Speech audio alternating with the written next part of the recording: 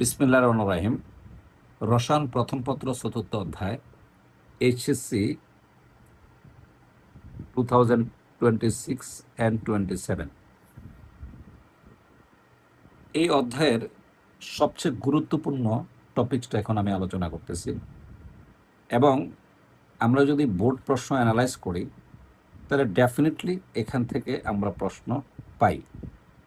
তার মানে বাফা দ্রবণ এবং বাফা দ্রবণের ক্রিয়া কৌশল আমি আপ্রাণ চেষ্টা করে তোমাকে এখন বুঝিয়ে দেব, এবং আপ্রাণ চেষ্টা করব পরীক্ষা যেভাবে আসে তুমি যেন অ্যান্সার করতে পারো। পরীক্ষা এভাবে আসবে, আবার ভিন্নভাবে ঘুরিয়ে আসতে পারে।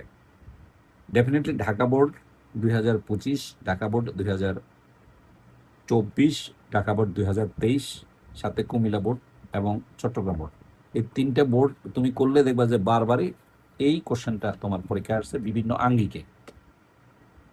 তো প্রথমে হলো বাফা দ্রবণ কাকে বলে, এরপরে হলো বাফা দ্রবণের প্রকারভেদ আর বাফা দ্রবণের ক্রিয়া কৌশল। তো আমরা জানি বাফা দ্রবণ কাকে বলা হয়। বাফার সলিউশন যেটা, যে সকল দ্রবণে সামান্য পরিমাণ অ্যাসিড অথবা ক্ষার দ্রবণ যোগ করলেও দ্রবণের পিএইচ এর মানের কোনো পরিবর্তন হয় না, তাকে বাফা দ্রবণ বলে। বাফা দ্রবণ দুই প্রকার, একটা অম্লীয় বাফা দ্রবণ আর একটা ক্ষারকীয় বাফা দ্রবণ। আর অম্লীয় বাফা দ্রবণ হলো মৃদু অ্যাসিড এবং ওই অ্যাসিডের তীব্র ক্ষার লবণের যে দ্রবণ এর মিশ্রণ যেটা আছে সেটাকে আমরা বলি অম্লীয় বাফা দ্রবণ। উদাহরণ হিসেবে আমরা নিতে পারি এই যে অ্যাসিটিক অ্যাসিড এবং অ্যাসিটিক অ্যাসিডের লবণ, ফর্মিক অ্যাসিড, ফর্মিক অ্যাসিডের লবণ, হাইড্রোজেন সায়ানাইড, হাইড্রোজেন সালফাইড এবং সোডিয়াম সালফাইডের মিশ্রণ লবণ, ফসফরিক অ্যাসিড এবং সোডিয়াম বাইফসফেটের লবণ, কার্বনিক অ্যাসিড এবং সোডিয়াম বাইকার্বনেট লবণের মিশ্রণ। এগুলো হলো অ্যাসিডীয় বাফা দ্রবণ। এবার হলো ক্ষারকীয় বাফা দ্রবণ। মৃদু ক্ষার হতে হবে, খেয়াল রাখতে হবে, এখানে কিন্তু মৃদু অ্যাসিড হতে হবে আর এখানে কিন্তু মৃদু ক্ষার হতে হবে। তাহলে মৃদু ক্ষার এবং তীব্র অ্যাসিডের সাথে ওই উক্ত ক্ষারকের সাথে যদি আমরা বিক্রিয়া করি তখন যে লবণ হয়, সে লবণ যদি আমরা মিশাই তখন আমরা যে দ্রবণ পাবো তাকে ক্ষারকীয় বাফা দ্রবণ বলা হয়। উদাহরণ হিসেবে অ্যামোনিয়াম হাইড্রোক্সাইড, এটা একটা ক্ষার, এবং অ্যামোনিয়াম হাইড্রোক্সাইডের একটা লবণ হলো অ্যামোনিয়াম ক্লোরাইড, এর মিশ্রণ, এটা একটা বাফা দ্রবণ। সোডিয়াম কার্বনেট এবং সোডিয়াম বাইকার্বনেট মিশ্রণ দ্রবণ, এগুলি ক্ষারকীয় বাফা দ্রবণ। এবং বাফা দ্রবণের ক্রিয়া কৌশল আমি একটা পার্ট দেখাচ্ছি, আরেকটা পার্ট আমি নেক্সট ক্লাসে দেখাবো, অর্থাৎ নেক্সট এপিসোডে দেখাবো বাফা দ্রবণটা কীভাবে কাজ করে। আমি খুব ঠান্ডা মাথায় খুব স্লোলি এই কোশ্চেনটা তোমাকে বুঝাই দিচ্ছি। প্রথমে আমি অ্যাসিডীয় বাফা দ্রবণটা এই প্রথমটা দিয়েই তোমাকে বোঝাচ্ছি। দেখো একটা বাফা দ্রবণ আছে এবং সেই বাফা দ্রবণে কে আছে, দেখো এই অ্যাসিটিক অ্যাসিড আছে আর এই সোডিয়াম অ্যাসিডেট আছে। তো অ্যাসিটিক অ্যাসিড এটা কিন্তু মৃদু অ্যাসিড, জৈব অ্যাসিড, সব জৈব অ্যাসিডই মৃদু অ্যাসিড, এটা মৃদু অ্যাসিড, এবং এটা কিন্তু যখন আমরা পানিতে দিব তখন এটা বিয়োজিত হবে। খেয়াল রাখবে এই জায়গাটায় স্টুডেন্টরা ভুল করে, সেই জায়গাটা আমি বলে দিচ্ছি। এখানে সবগুলো অণু ভাঙবে না। মনে করো যদি এটা হলো পয়েন্ট সম্ভবত 0.4% মেবি, তার মানে 10,000-এর মধ্যে 4টা অণু হয়তো ভাঙে, আর বাকি যে 9,996টা অণু কিন্তু অবিয়োজিত অবস্থা থেকে যায়।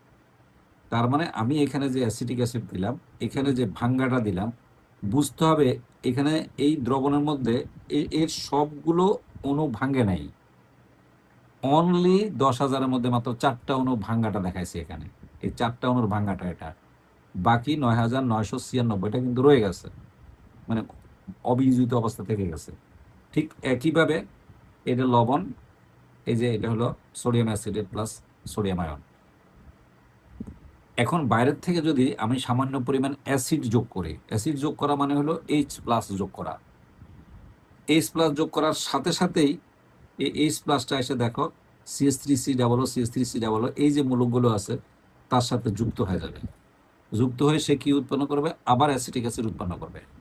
তুমি খেয়াল করে দেখো, আমরা এর আগে বলছি অ্যাসিটিক অ্যাসিড কিন্তু অত্যন্ত দুর্বল অ্যাসিড এবং সে কিন্তু ভাঙে না, অর্থাৎ 10,000-এর মধ্যে 4টা ভাঙে। তাহলে এখানে যে উৎপন্ন হয়েছে সেটা তো আর ভাঙবে না। তাহলে আমি যে হাইড্রোজেনটা যোগ করলাম সেটা তো এই দ্রবণের কোনো ক্ষতি করতে পারলো না। কেন ক্ষতি করতে পারলো না? কারণ সে হাইড্রোজেনটা এই অ্যাসিটিক মূলকের সাথে যুক্ত হয়ে আবার অ্যাসিটিক অ্যাসিড তৈরি করছে, যে অ্যাসিটিক অ্যাসিড পুনরায় আর ভাঙবে না, অবিয়োজিত অবস্থাটার সাথে থেকে যাবে। তাহলে কি হলো, আমি বাইরের থেকে যে অ্যাসিডটা যোগ করলাম, সে অ্যাসিডের হাইড্রোজেনটা কিন্তু এই অ্যাসিটিক হিসাবে পরিণত হয়ে প্রশমিত হয়ে গেল, দ্রবণের কোনো প্রভাব বিস্তার করতে পারে নাই এইচ প্লাসটা, বা ঘনমাত্রা বাড়াইতে পারে নাই বা কমাইতে পারে নাই। ফলে দ্রবণের পিএইচের মান আগের মতোই আছে, অর্থাৎ অপরিবর্তিত আছে। খুবই সুন্দর, যদি তুমি বুঝো, আমি সুন্দর করে লিখে দিছি। আবার আরেকটা জিনিস আমি রেড কালি দিয়ে তোমাকে আইডেন্টিফাইড করে দিছি, ইন্ডিকেট করে দিছি, যেন তুমি ভালো বুঝো। এবার আমি বাইরের থেকে যদি সামান্য পরিমাণে যে ক্ষার যোগ করি, ক্ষার মানে ওএইচ যোগ করি, তাহলে সে এসটা যুক্ত হয়ে এইচ এর সাথে যুক্ত হবে, যুক্ত হওয়ার পর পানি উৎপন্ন করবে। এখানে একটা সমস্যা আছে। সমস্যাটা কি, আমার কিন্তু যখনই ওএসটা ভিতরে প্রবেশ করলো, তখন কিন্তু আমার কিছু হাইড্রোজেন কমে গেছে, ফলে পিএইচ চেঞ্জ হয়ে যাওয়ার কথা। কিন্তু আল্লাহর ইশারা, আল্লাহ পাকের দয়া, আল্লাহ পাকের মেহেরবানি এবং আল্লাহ পাকের কারিশমা আমরা বুঝবো না। হ্যাঁ, অটোমেটিক্যালি তখন যে পরিমাণ হাইড্রোজেন শর্ট পড়ে গেছে, মনে করো 10টা শর্ট পড়ছে বা 8টা শর্ট পড়ছে, তাহলে এখানের 8টা অণু ভেঙে, এখানে তো হাজার হাজার লক্ষ লক্ষ অণু অবিয়োজিত অবস্থা আছে, তখন তারা প্রয়োজনের স্বার্থে যতটা দরকার তারা ভেঙে ততটা এইচ প্লাসটা আবার দ্রবণে সাপ্লাই করে দিয়ে দেয়। দেখছো আল্লাহর কি মেহেরবানি, যে এইসব জিনিস আমরা যদি মেকানিজমটা দেখি, তাহলে আল্লাহর দরবারে সেজদায় পড়ে থাকতে হয়। যে আল্লাহ পাক, যেমন এটা আমাদের ব্লাডের হিসাব, ব্লাডের মধ্যে যদি আমরা কোনো ইনজেকশন দিই, আমরা যদি কোনো খাবার খাই, অ্যাসিডীয় খাবার, এরপর আমরা ক্ষারকীয় খাবার খেতে পারি, যাই খাই না কেন, আমাদের রক্তের পিএইচের মান কিন্তু পরিবর্তন হয় না এই বাফা দ্রবণের কারণে, কারণ রক্ত একটা বাফা দ্রবণ। তাহলে এটা আল্লাহ পাকের কারিশমা, আল্লাহ পাকের সৃষ্টি, আল্লাহ পাকের যেটাকে আমরা বলি কেরামতি, যেটা কোনোভাবেই আসলে মানুষের পক্ষে ভেদ করা সম্ভব না। সুবহানাল্লাহ, আল্লাহর অশেষ মেহেরবানি।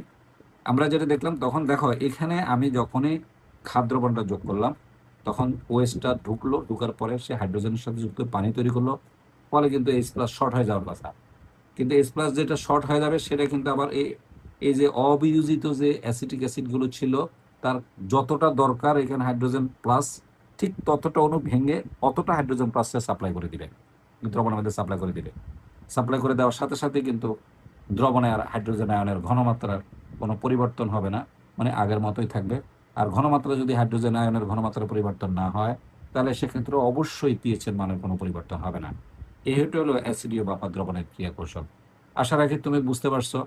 এবং এই লেখাটা এই লেখাটা তুমি কবিরের বই থেকে যদি লেখো, তাহলে বেশ ভালো। কবিরের বইটা যথেষ্ট সুন্দর সাবলীলভাবে এই পিএইচ দ্রবণের ব্যাখ্যা এবং মানে ক্রিয়া কৌশলটা অনেক সুন্দর করে দিচ্ছে। আশা রাখি আমি যেটা দেখালাম এটা ভালো করে দেখবে এবং কবিরের বই থেকে তুমি পড়ার চেষ্টা করবে।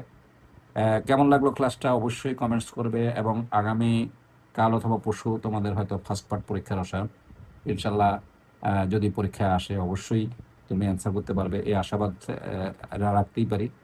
আর অবশ্যই কমেন্টস করতে ভুল করবে না। আর কোনো সমস্যা হলে অবশ্যই কমেন্টস করবে, আমি তোমার পাশে থাকবো ইনশাল্লাহ। অনেক ধন্যবাদ।